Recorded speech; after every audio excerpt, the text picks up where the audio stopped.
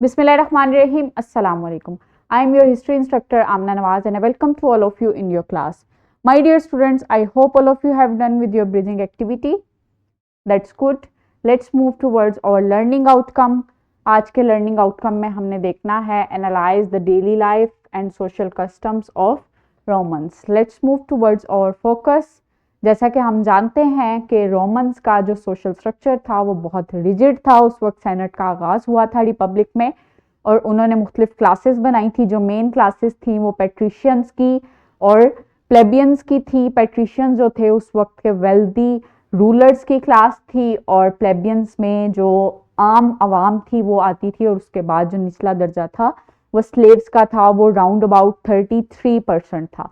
जो पैट्रिशियंस और प्लेबियंस थे वो अपने अपने जो थे रूलर बनाते थे और वो रूलर जो थे वो असेंबली का हिस्सा होते थे जिनको कंसोल्स कहा जाता था और वो उनके लीगल राइट्स का ख्याल रखते थे और वो अपनी आवाम के लिए अपने दायरा में जो लोग आते थे उनके लिए फैसले करते थे। सो इस तरह ये 3 क्लासेस पे मुश्तमिल जो था रोमन का सोशल स्ट्रक्चर था। इस तरह से नीचे जो है वो स्लेव्स आते थे, फिर प्लेबियंस और पैट्रिशियंस आते थे ऊपर, जो कि उस वक्त के जो रूलिंग अवाम थी उनका शुमार था।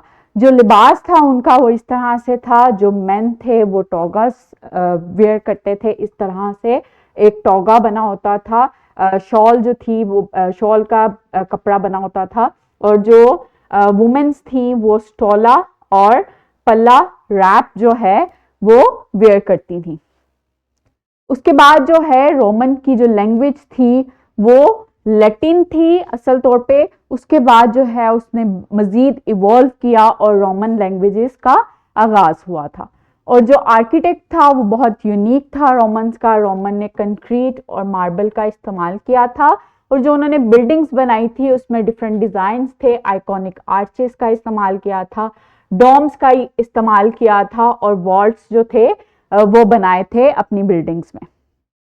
उसके बाद जो है उनका रिलीजन आ जाता है। रिलीजन उनका ओरिजिनली पॉलिथिस्टिक थे। पॉलिथिस्टिक जो हैं वो एक से ज्यादा खुदाओं को मानने वाले जो जिनका रिलीजन होता है उनको कहा जाता है पॉलिथिस्टिक। लेकिन बाय 400 सीई रोमन्स ने अडॉप्ट कर लिया था क्रिश्चियनिटी को और इसको अपना ऑफिशियल रिलीजन जो था वो करार दे दिया था। सो इस तरह से उनकी जो डेली लाइफ और उनका जो सोशल स्ट्रक्चर था वो इस तरह से था। That's over here. The next one is your formative check जो कि आपने अपनी बुक पे करना है। And the last one formative check and thrive that you have to do on your practice book. I hope all of you have done well. We'll meet in our next session. Inshallah. Allah Hafiz.